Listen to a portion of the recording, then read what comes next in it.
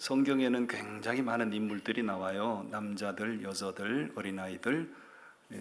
저는 직접 헤아려 보지 않았지만 약 3만 명 이상의 인물이 나온다고 하지요. 그 많은 인물, 성경에 거론된 인물들 가운데서 가장 불쌍하고 가장 가련하고 가장 천박한 사람 한 사람을 꼽으라고 하면 룻이란 여자입니다. 룻. 왜냐하면 룻은 유대 여자가 아니고 이방 여자잖아요. 이방인이에요. 그리고 룻은 자식이 없었죠. 자식이 없었어요. 결혼을 했지만 자식을 낳지 못하고 남편을 사별했어요. 남편도 없어요. 자식도 없어요. 가진 재산도 없어요. 거기다가 자기 혼자 몸 건사하기도 힘든데 늙은 시어머니 따라 붙었잖아요. 그러니까 유대 땅으로 시어머니를 따라서 유대 땅 베들레헴으로 돌아왔지만 자기 논밭을 갈아먹을 만한 한 평의 자기 소유의 땅도 없었죠. 그야말로 초건 먹피에 연명할 그런 처지예요.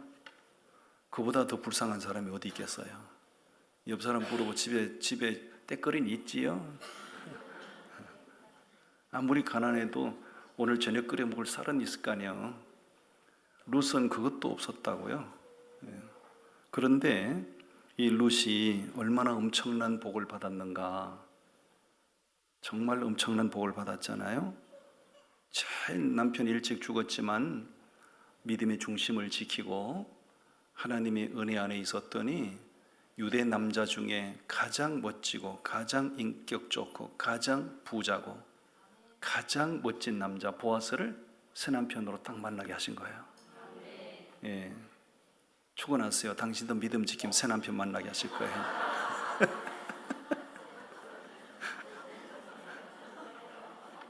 문디 같은 신랑. 보아스는 진짜 멋진 남자거든요. 인품 좋죠, 믿음 좋죠, 재산 많죠. 이런 남자를 새 남편으로 맞이했잖아요. 그것뿐만 아니고 이방 여자였던 룻이 다윗의 할머니가 되잖아요. 이게 상상이나 할 수 있는 일이냐고요. 어떻게 이방 여자인 그가 룻이 다윗의 할머니가 되냐고요. 이거는 하나님이 쓰시는 드라마예요. 그것뿐만 아닙니다. 이 룻은 예수님의 족보에 이방 여자로서 예수님의 족보에 당당하게 이름이 올라가요. 이보다 더 큰 복은 없잖아요. 정말로 비천한 여자, 정말로 가련하고 불쌍한 여자였는데 믿음을 지키고 은혜 안에 있었더니 하나님의 은혜가 자기에게 입혀지니까 상상할 수 없는 이 복이 그 여인의 것이 된 줄로 믿습니다. 최고의 축복을 받은 사람이에요. 그가 그 놀라운 축복을 받은 이유가 뭐냐? 한마디로 말하면 하나님의 은혜를 입었기 때문이에요. 하나님의 은혜를 입으면 누구든지 다 잘 될 수 있어요. 은혜가 떨어지고 은혜가 식어지잖아요. 뭘 해도 되는 일 없습니다. 근데 내가 하나님의 은혜를 입으면, 하나님의 은혜가 내게 임하면 내가 생각지도 못했던 복이 굴러오고요. 하나님께서 내 삶의 환경에 닫힌 문들을 다 풀어놓는 역사가 있는 줄로 믿습니다. 그러므로 예수 믿는 사람들은 어느 시대나 어떤 사람이든지 간에 우리가 늘 사모해야 되는 건 하나님의 은혜입니다. 하나님의 은혜 사모하고 은혜를 받아야 돼요. 그럼 여기서 우리가 딱 퀘스천 마크 딱 생기죠. 이 룻이 도대체 어떻게 그 은혜를 받았을까? 오늘 읽어주신 본문에 보면 그 답이 다 나와 있어요. 어떻게 그 놀라운 은혜를 입었을까? 첫 번째, 따라합니다. 교회를 사모하는 믿음. 예, 자, 2절을 우리 다 같이 읽어봅니다. 2절 말씀 시작. 모압 여인 룻이 나오미에게 이르되 원하건대 내가 밭으로 가서 내가 누구에게 은혜를 입으면 그를 따라서 이삭을 줍겠나이다 하니 나오미가 그에게 이르되 내 따라 갈지어다 하매. 시어머니 따라 베들레헴으로 돌아왔잖아요. 뭘 입에 풀칠할 거 있어야 될 거 아니에요. 아무것도 없잖아요. 시어머니에게 나오미가 이렇게 얘기합니다. 어머니, 내가 밭으로 가겠습니다. 어머니 허락을 받는 거예요. 어머니, 내가 밭으로 가려고 하는데 어머니 허락해 주세요. 이걸 요청하는 거잖아요. 그가 밭으로 뭘 하려고 밭으로 가겠다는 거죠? 이삭을 줍겠나이다. 왜 이삭을 주어요? 먹고 살기 위해서. 떼거리가 없으니까.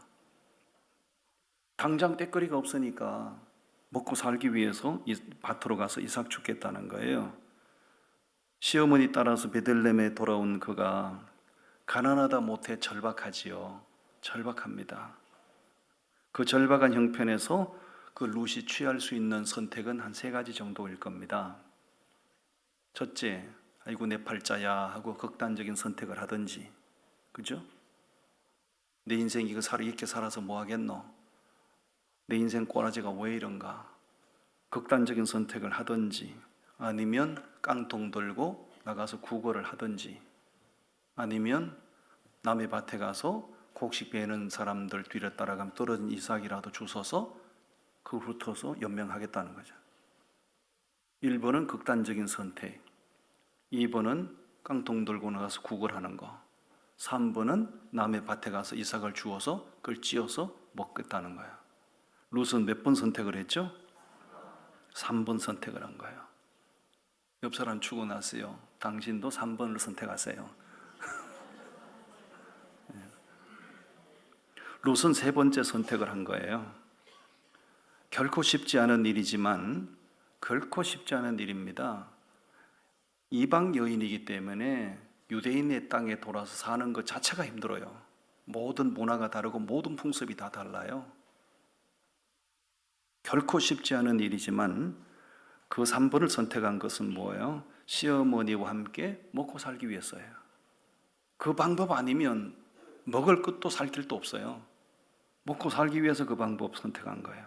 결과적으로 보면 대단히 선택을 잘한 거죠.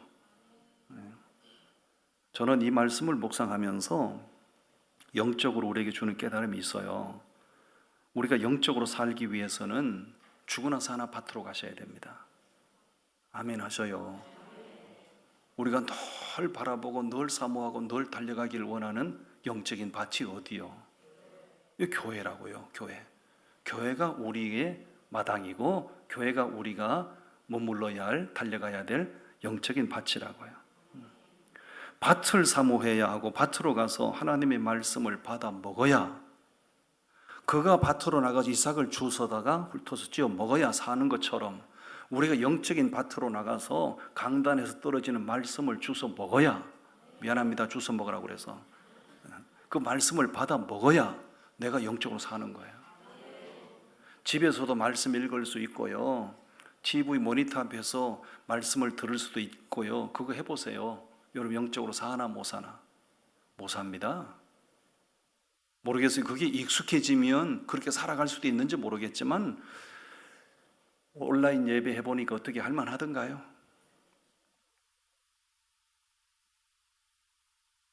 집사님 온라인 예배 한참 하셨잖아요. 어떻게 할만하던가요?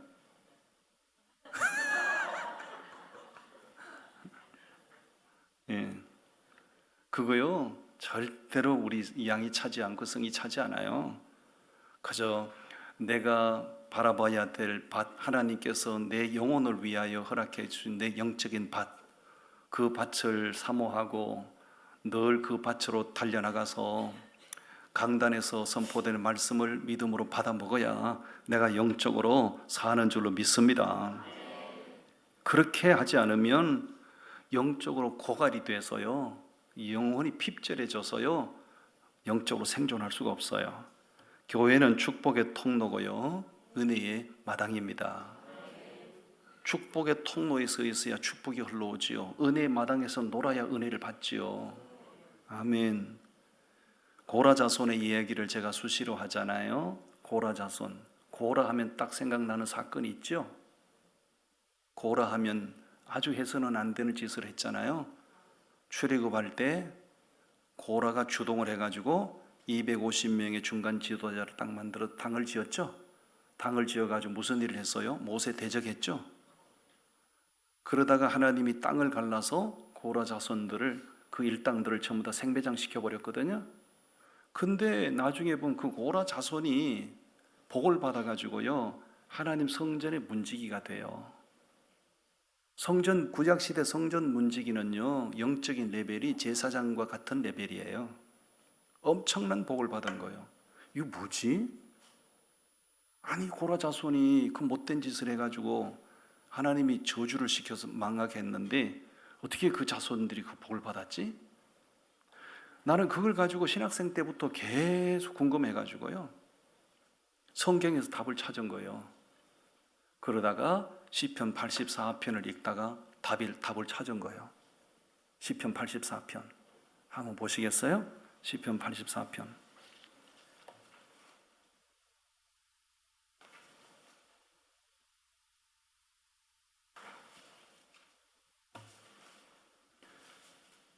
자, 시편 84편을 다 찾으셨어요? 그럼 그 위에 제목이 누구의 시라고 돼 있어요? 그렇습니다. 고라 자손들이 지은 시편이에요. 고라 자손들이. 자, 1절부터 읽어봅니다. 시작. 만군의 여호와여, 주의 장막이 어찌 그리 사랑스러운지요. 내 영혼이 여호와의 공정을 사모하여 쇠약하며 내 마음과 육체가 살아계시는 하나님께 부르짖나이다.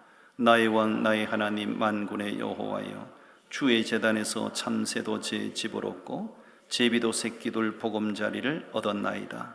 주의 집에 사는 자들은 복이 있나니 그들이 항상 주를 찬송하리이다. 그래서 그 이하의 말씀을 읽으면 구구절절이 고라 자손들이 고라 자손들의 마음이 어디를 향해 있었는가가 보여요.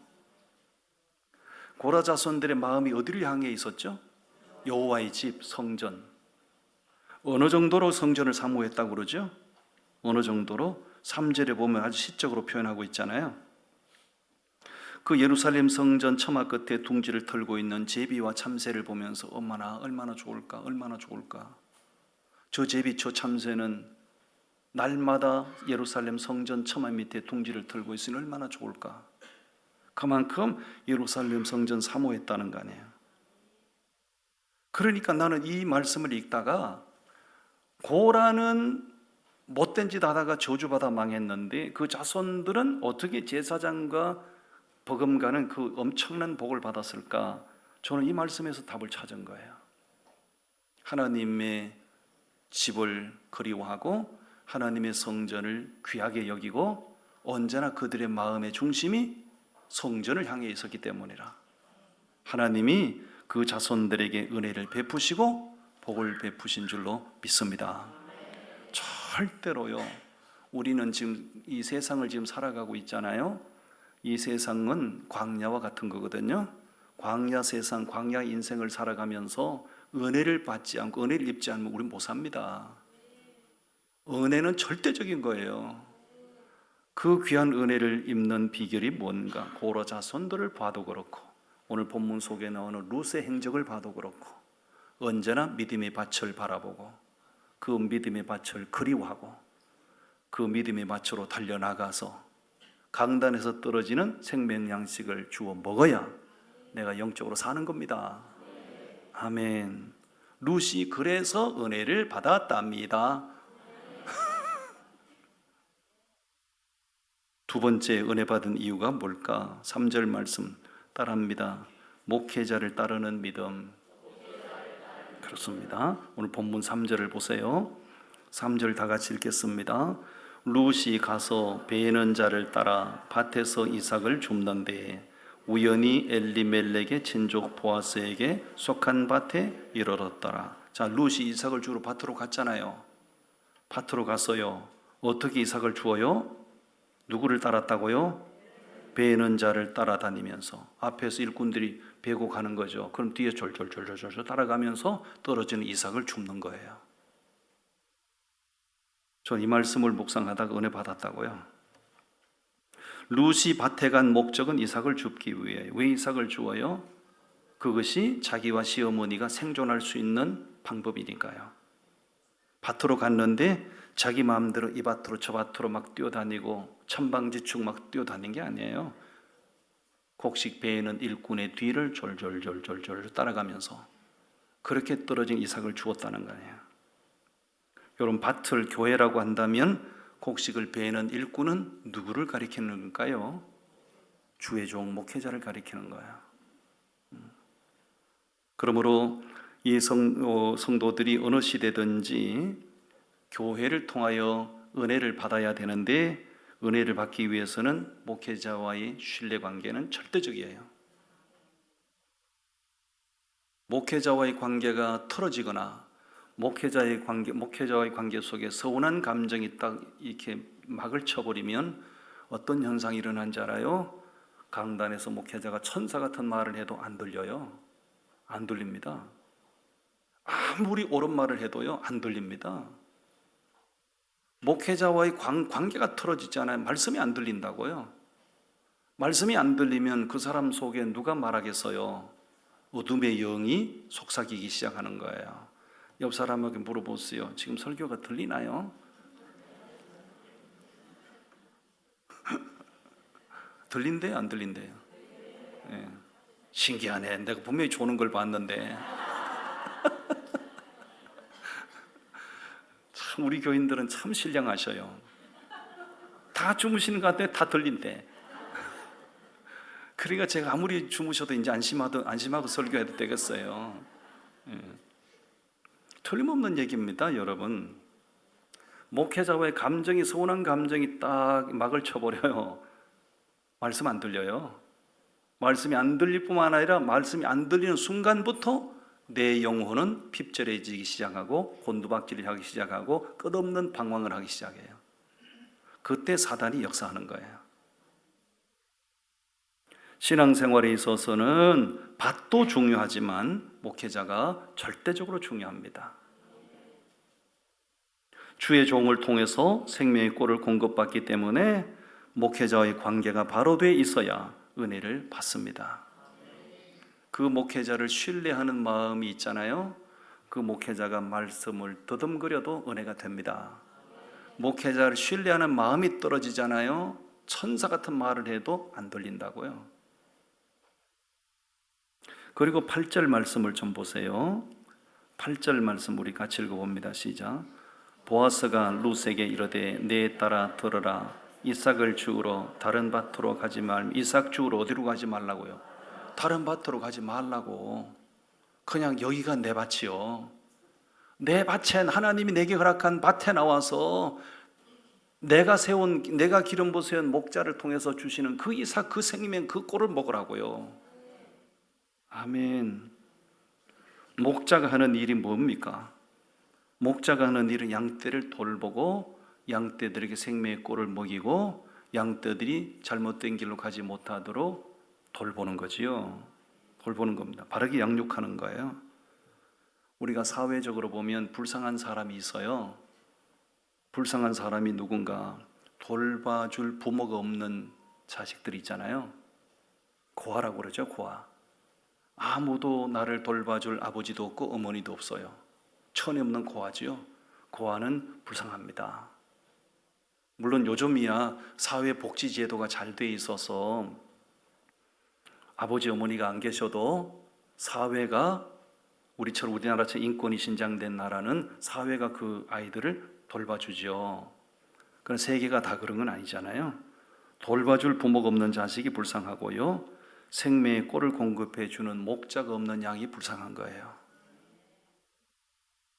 여러분, 예를 들어서 여기도 아파트 새로 짓더라고요. 여기 아파트를 이렇게 새로 짓는데 맨날 쳐다봐. 이렇게 차 가지고 다니면서. 나하고 아무 상관없어. 내 집 아니니까. 내 집이 아니니까 뭐 10층 올라가든 20층 올라가든 나하고 상관없는 거예요. 무슨 얘기냐면 내 주변에 좋은 집, 화려한 집이 너무너무 많아도요, 내 집 없으면 소용없는 거예요. 오두막집이라도 날 저물고 해가 지고 날 저물어서 내 집에 들어가서 씻고 편안하게 내 피고 고단한 몸을 낼 수 있는 내 집이 있어야 행복한 거 아니겠어요? 이 땅에 천지사방에 교회가 있습니다. 여기도 교회, 저기도 교회, 천지사방에 교회가 있어요. 그런데 그렇게 교회가 많아도 내 교회가 없으면 맨날 예배 구걸하러 다니고 말씀 구걸하러 다니는 거 아니에요. 개척교회라도 내가 소속된 교회가 있어야 되고, 내가 원하는 시간에, 내가 편한 시간에 내 마음대로 가서 나를 위하여 생명의 꼴을 먹여주는 그 목자의 음성을 듣고 그렇게 신앙생활하는 사람이 복 있는 거예요. 아멘. 하나님께서 구원받은 우리 성도들을 위하여 이 땅에 선물처럼 마련해 주신 게 있어요. 그건 교회거든요. 교회를 아가스에 보면 그게 다 나와요. 솔로몬이 술람미를 사랑하세요. 술람미를 자기 아내로 선택하잖아요.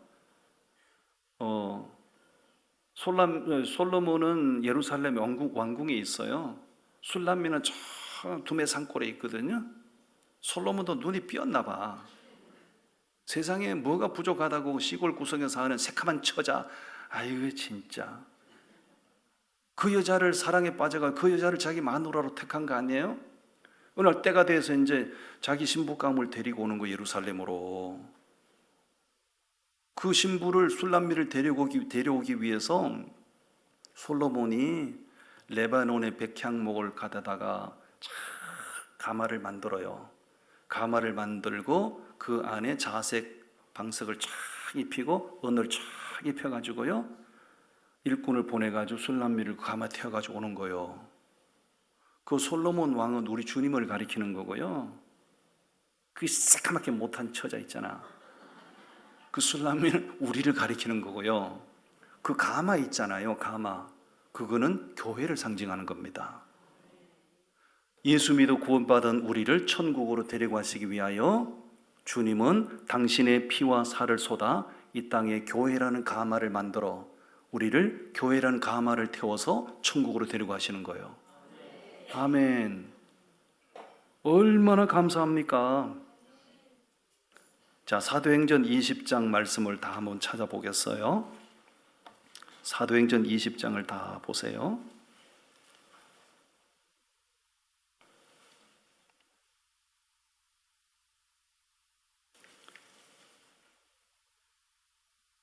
사도행전 20장 28절 말씀, 28절 말씀 우리 다 같이 읽어봅니다. 시작. 여러분은 자기를 위하여 또는 온 양떼를 위하여 삼가라.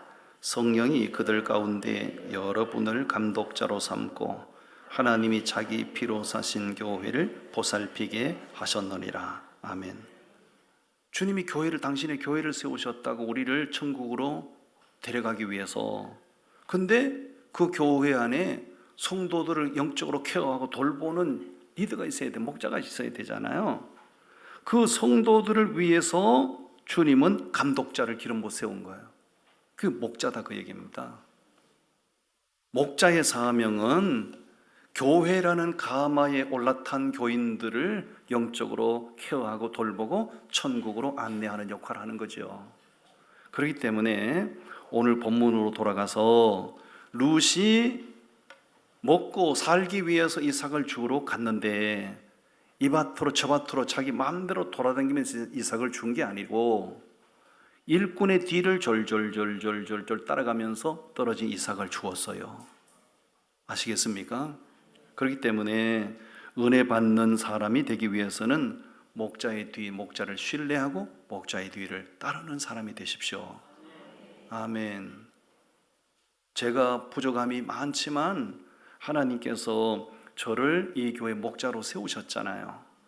그렇기 때문에 부족한 거는 기도해 주시고 잘난 거는 박수해 주시고 할렐루야. 그러면서 함께 천국까지 가는 겁니다. 아멘. 목자의 뒤를 따르는 믿음을 가지세요. 마지막 세 번째, 룻이 은혜 받은 비결이 뭘까? 7절이거든요. 따라합니다. 열심히 말씀을 취하는 믿음. 그렇습니다. 자, 7절 보세요. 7절 다 같이 읽겠습니다. 시작. 그의 말이 나로 베는 자를 따라 단 사이에서 이삭을 줍게 하소서 하였고 아침부터 와서는 잠시 집에서 쉰 외에 지금까지 계속하는 중이니다. 아침부터 와서 잠깐 쉰 것 외에는 온종일토록 뭐해요? 이삭을 주어요. 온종일토록 이삭 주어요. 여러분, 장렬하는 태양 햇빛 아래 나가서 마늘 캐는 게 쉬워요, 어려워요? 어렵습니다. 저는 이래봐도 농촌에서 농부의 아들로 태어나서 성장기를 거쳤기 때문에 모내기도 해봤고요, 보리타작도 해봤고요, 밀타작도 해봤고요, 콩타작도 해봤고요, 다 해봤어요. 그 타작 중에 제일 고역스러운 타작이 뭔지 알아요? 보리타작입니다. 보리타작. 보리타작이 왜 고역스러운지 알아요? 보리는 그게 수염이 있어요. 수염이 그게 까칠까칠합니다. 지금은 기계로 다 하지만 옛날에는요, 도리깨도 아니고요, 돌멩이 갖다 놓고 이렇게 때려쳤다고 이렇게. 그러면 보리 깎으리기가 온몸에 뒤집어 서가지고요, 씻어도 그건 잘 안 씻겨요, 또 그게. 여러분, 장렬하는 햇빛 아래서 콩타작을 하고 보리타작 하는 게 그게 보통 어려운 게 아닙니다. 루스는요, 젊디 젊은 새색시 아닙니까? 새 신부라고요. 이 사람이 늙은 시어머니 따라와가지고 시어머니하고 생계를 유지하기 위해서 들판에 떨어진 이삭을 주워다가 어떻게 해요?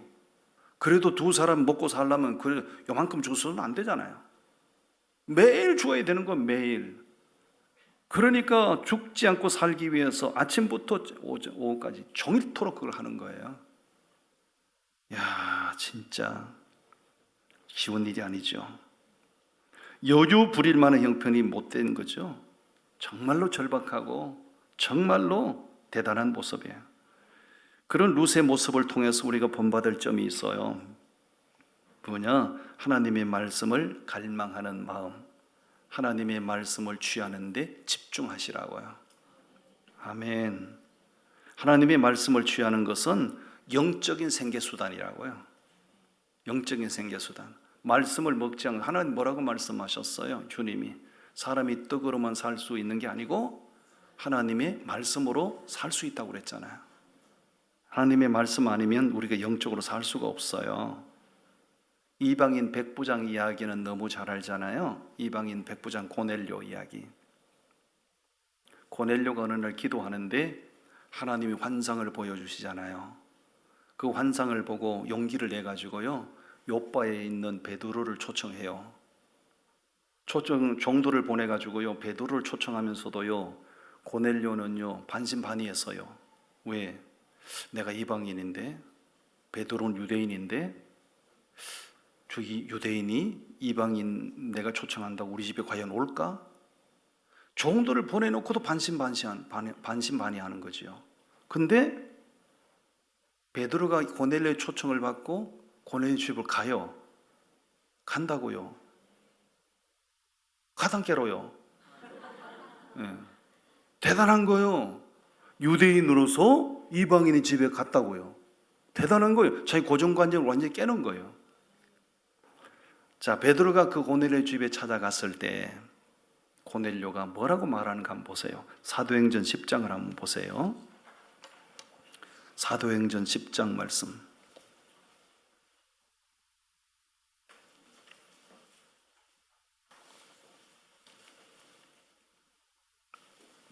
사도행전 10장 33절을 읽어봅니다. 33절 말씀 다 같이 읽어봅니다. 시작.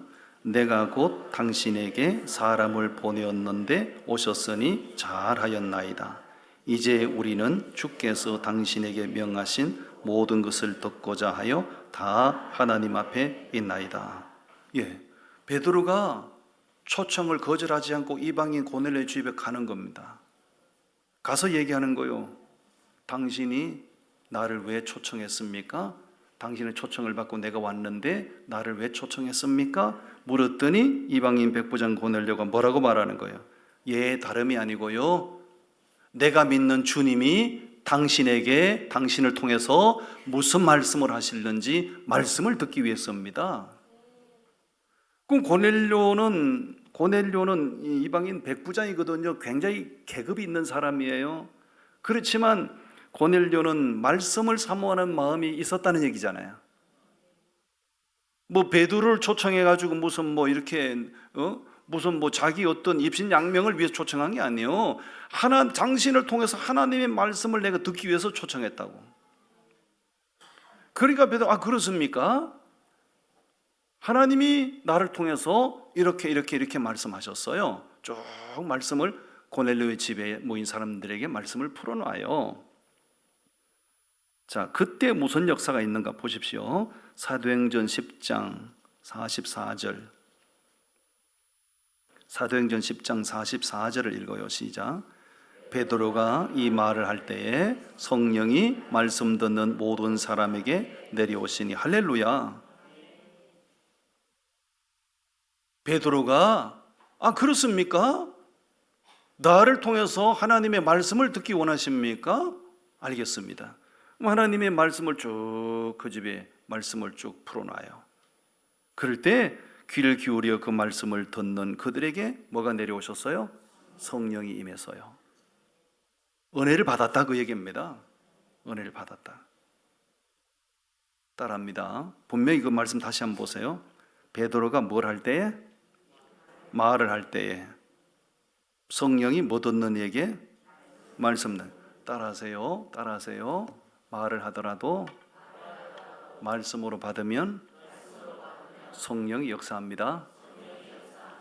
말씀을 해도 말로 들으면 시험이 옵니다. 적어놔. 말을 하더라도 말씀으로 받으면 은혜가 임합니다. 말씀을 전해도 말로 받으면 시험이 들어요. 이방인 백부장 고넬료가 자기뿐만 아니라 자기 집에 모인 일가 친척들 모두 다 성령 받았어요. 엄청난 은혜입니다. 무엇 듣다가 뭐 하다가 그 놀라운 은혜를 받았어요? 말씀 듣다가. 오늘 본문으로 돌아가서 그 가련하고 비천한 여인 룻이 어떻게 그 최고의 은혜를 받고 그 최고의 복을 받는 사람이 됐는가? 이 말씀을 쭉 묵상하다 보니 그래서 그랬군요. 이 여자가 그래서 은혜를 받았군요 하는 깨달음이 오면서 마음이 뜨거워지는 거예요.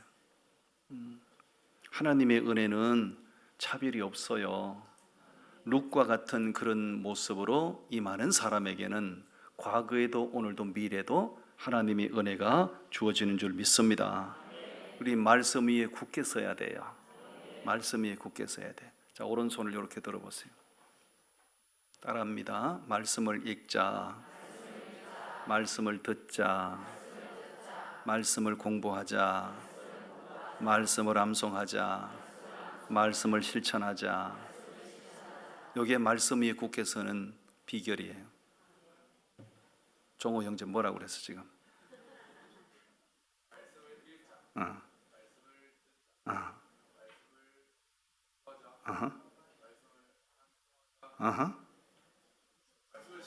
할렐루야.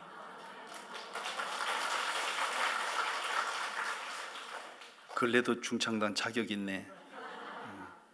아직도 종호 형제가 초신자는 마찬가지인데 그걸 귀신같이 알아들었네. 잘했어요. 따라합니다. 다시 한번 따라합니다. 말씀을 듣자, 말씀을 읽자, 말씀을 공부하자, 말씀을 암송하자, 말씀을 실천하자. 요게 말씀 위에 굳게 서는 신앙의 비결이에요. 내가 말씀 위에 굳게 서면 뭐가 임한다고요? 성령이 임하고 주의 은혜가 임하는 거예요. 주의 은혜가 임하면 개팔자가 상팔자 되고, 주의 은혜가 임하면 내 인생의 판도가 바뀌고. 아멘. 여러분, 룻의 모습을 보면서 우리 다 은혜 받아서 우리 인생의 판도가 바뀌는 놀라운 축복이 있기를 바랍니다. 기도합니다. 하나님 아버지,